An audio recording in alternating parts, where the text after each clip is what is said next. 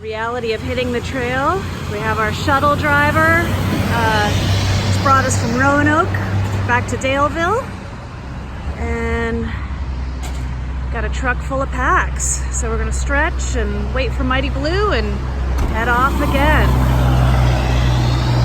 So our driver is headed southbound in June. Do you have a trail name yet? Not yet. No, you're gonna wait for the trail to provide it? Right. That's awesome. Good luck. I really hope it's an amazing trip for you. We're finally away from the interstate, so you can hear me talk a little bit better, coming down through some fields, and I think we're going up that hill up there. Usually when we see a hill, that means we're going up it. But beautiful out here in the fields with the song of the birds. Let me just let you listen for a moment. What do you guys do to change out your shoes? What do you guys do? I want to change out, or try to change out. I'll probably change mine out. About 8 miles into the day, and we're coming to our first water source for the day, and it's about noon. So Ugg and Mighty Blue and I are together, and Trigger is ahead somewhere. We usually see him at camp at the end of the day. He's a faster walker than we are. So we will probably stop and have lunch here.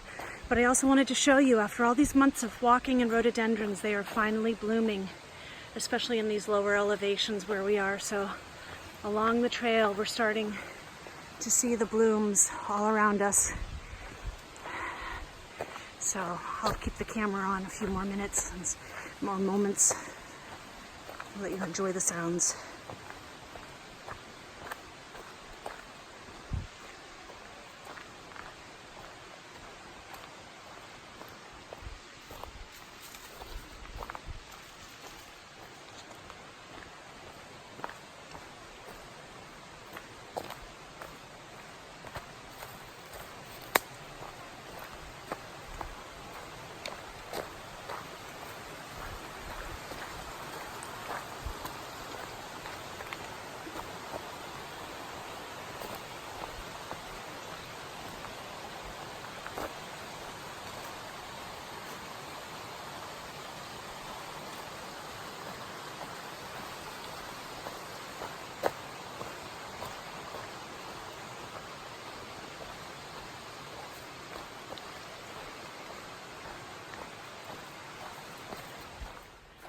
Walking along this afternoon, and just realized that there's this road that's running along the trail, and Trigger just said to me, is this the Blue Ridge Parkway?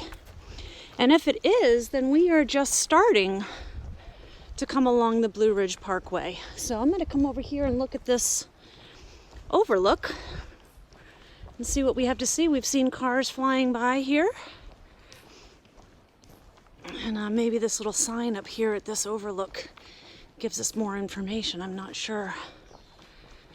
But in the meantime, I was hiking along and just realized I ordered the wrong pair of shoes to replace the shoes that I'm wearing right now. I ordered a men's size 10 instead of a woman's size 10.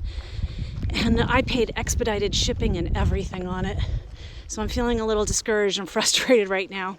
Nothing that's going to ruin my day, but enough that it's frustrating to have to think about starting from square one and losing a few days of having new shoes. So, oh well. All right, this sign, view of Taylor Mountain. Elevation here is 2340. I guess that's Taylor Mountain over there. It's a pretty valley. Just showed you this Blue Ridge Parkway, beautiful location, and was sitting here making a phone call to REI about the shoe dilemma, and a car drove up, and they had just been doing trail magic down the road, and they had more food, and they offered us food, and amazing. Two guys that were former section hikers, and their friend, and they're going to do some hiking this week, and just gave us Cokes and Gatorades and donuts, and I've got a bunch of bags of donuts to bring into camp to share with friends, and this is just amazing. So we've got Pony Keg and Mooney and Scout, Ugg. Life is good. sitting in my hammock in camp, and everything happened kind of fast this afternoon. I was at the roadside pull-off on the Blue Ridge Parkway, and talking to REI, and they were amazing with their customer service. I told you that I had, all of a sudden it dawned on me that I had ordered the wrong size shoes. So I called them, and not only did they process an expedited shipment of a new pair of shoes that were the correct size and look up what size I needed, but they also went ahead and recalled the order that I had made so that I didn't have to worry about shipping that back to them. So that was really thoughtful on their part. It is hard when you're on the trail to not only hike during the day, but then to get yourself to a post office during business hours and to get those kind of details taken care of. So that was really nice. And then as I was sitting there talking on the phone, a car went by, and it was those guys that had been doing Trail Magic, and they were finished and they were on their way back to Roanoke, and they saw me there and decided to pull in. And by the time that they got themselves organized and got bags of donuts out and such, there were more hikers that had pulled in, and so it was nice. I was able to hike in a couple bags of donuts for Trigger and Mighty Blue because they were ahead of us and they missed the Trail Magic, and a couple Gatorades. So that was a nice treat tonight at camp and for dessert. So I'm sitting here in my hammock and getting ready for bed. What happened today, I didn't tape much because I was with other people during the day, and it just was one of those days it didn't work out to tape much on the trail. But part of the reason why I took the 00 was because of the shin splints. And it was apparent when I came out on the trail that my right leg is still having problems. Maybe it's a tendonitis. I don't know exactly what it is. So when I look back on Irwin, Tennessee, when I last had these symptoms, the things that worked was getting a new pair of shoes, massage, and slack packing.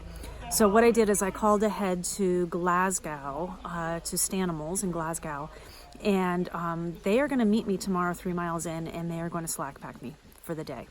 And as soon as I made that decision, the guys decided to join in with that, which makes the slack packing less expensive. Slack packing typically is by the trip that they take, not by the number of packs that they're carrying. So tomorrow I'll leave here bright and early in the morning. I'm sorry, here I'm rocking in my rocking chair and I realize the background is moving, but this is really comfortable. So tomorrow I will leave here at 6:30 in the morning, be at the road crossing at 8, and meet the driver and drop off all my heavy stuff and just carry my pack and my emergency gear. And we'll see if that continues to help. I had one of my viewers, one of the people following this on YouTube, ask me about slack packing and whether those miles count. So the best way that I can tell you is there are not a lot of rules for doing a thru hike, but there are a lot of opinions about doing a thru hike and how it should be done. So the rules is that you hike the Appalachian Trail, and they actually call it a 2,000 miler club. So I believe that really you have to hike 2,000 miles, but truly the goal is to hike the entire Appalachian Trail. I think they just call it 2,000 miler because every year it switches, about 10 miles or so, because they're rerouting sections of the trail. So there are people out here that believe that slack packing should not be allowed. There are no rules against it. And that would be kind of, in my opinion, tantamount to saying everybody's got to carry a 35-pound pack. No, everybody carries what they need for the day to be safe. And sometimes you're carrying more than one day's worth because you're out on the trail for multiple days. But really the goal for me is to make sure that I'm not a detriment to myself or anybody else when I'm on the trail. And that's, the key when I slack pack, that I make sure I have my 10 essentials with me, and that I am prepared to take care of myself. And if there's anybody on the trail that's having a need, that I can help do that. So that's kind of it. There really are no rules against slack packing. Lots of people do it. And then there are lots of people who think that it shouldn't be allowed. They think it's cheating. So really there is no right or wrong answer. It's a personal preference. And again, it's just something that people decide on their own how they want to handle it. There are lots of different rules that people have for themselves. They want to do like they come out. So say you're like on a trail and you go down to a shelter, and the shelter has a different trail out and then back to the trail. There are people that won't do that. They'll come back out on the trail they came in so that they don't miss even 100 feet of the trail. That is their prerogative, their rules for themselves. And, you know, everybody's just got to do the hike that they feel is respectful for themselves and the people around them. And I totally respect the concept of not slack packing. And however, I slack pack and I'm glad to do it. And if that's the way it's going to be gentler on my body so that I can make it, that's what I'm going to do. So I'm hopeful that within this next week, between the slack packing and getting the new shoes, which I'm going to probably have to stay in Glasgow one day longer in order to get the shoes now that I've realized that I had ordered the wrong pair originally. I'm hoping that's going to help me get through. Now we are in May. I believe this is May 6th.